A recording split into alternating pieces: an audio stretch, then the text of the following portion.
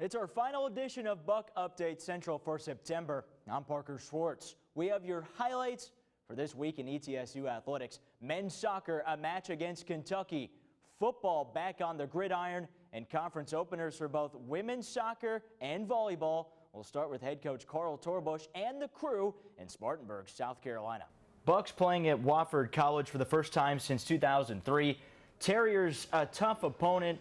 ETSU striding in undefeated, led by wide receiver Vincent Lowe and the field general sophomore quarterback Austin Herrick.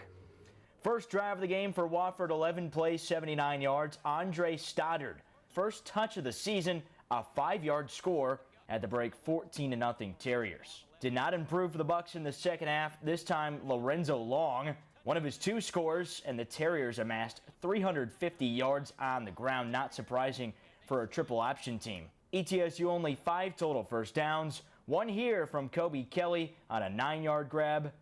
Another on a nifty play from Vincent Lowe. Defensively, great day on the ball by linebacker River Boriff, but the Bucks shut out 31-0. Head coach Carl Torbush postgame. We knew going in that they were going to be physical on both sides of the ball. Their front fours are very strong and physical and get good vertical push, and they've done that against everybody they played. Obviously, what they do on offense is a very physical football game, and they showed that when they played Ole Miss and everybody else they played. So we knew it was going to be a tough fight. But our biggest, the only way we had a chance today was to convert some third downs, which we didn't, and make sure they didn't create and get third downs, which they did. And because of that, that's the reason the score was what it is. Obviously, I wish the score wasn't what it was because I'm not sure it showed really the outcome of the game. But we made a lot of good things happen. I think. I felt for a second there we got a little tired, but I thought we bounced back really well. I thought at the end they played hard and they tried hard, and we got banged up some, but that's the type of ball game this is. Anytime you play a team like this, you're going to have some bangs and bruises when the game's over with. All right, well, ETSU football, a chance of redemption. They play Chattanooga this weekend.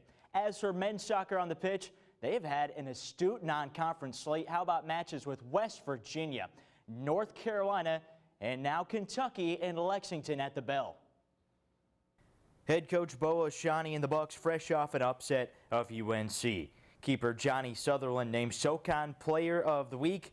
Bucks' greatest chance to score early. Fletcher Eckern feeding senior Mitchell Secatello, slightly crossed up. There's a second look. Just offline. Nothing late in the second. A tremendous save by Sutherland. That deserves a replay. Unreal dexterity. Went to double overtime, and that's where the Wildcats came up big. Andrew McKelvey with the goal. The Bucks fall 1-0.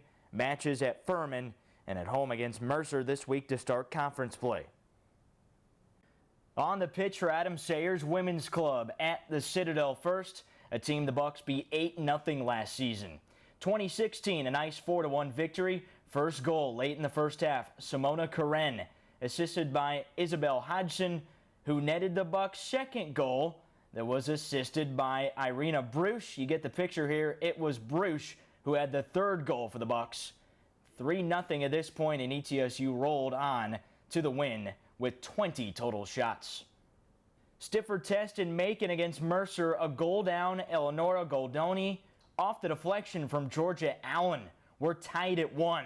A little over 20 minutes later, Molly Collinson from 25 yards out, and the Bucks leading 2-1. But toward the end of the match, Maddie Clark completing a hat trick for Mercer. Go-ahead goal in the 81st minute, and the Bears win 3-2. The Bucks play next at Western Carolina this Friday. Finishing up on the hardwood, ETSU volleyball had a great non-conference schedule, a tough 2-match road swing. Started at Furman, the Bucks won the first and third sets, dropped a tough final set 15-11. AJ Lux leading the way with 20 kills for ETSU. The Bucks rebounded the following day in Birmingham, a 5-set triumph. This time senior Brianna Allman set the pace with 19 kills, and the Bucks are 9-5 on the campaign. That's all we have for this week's installment of Buc Update Central. We'll have more highlights with exciting SoCon matchups for the next week. For the entire crew, I've been Parker Schwartz, and this has been another edition of Buc Update Central.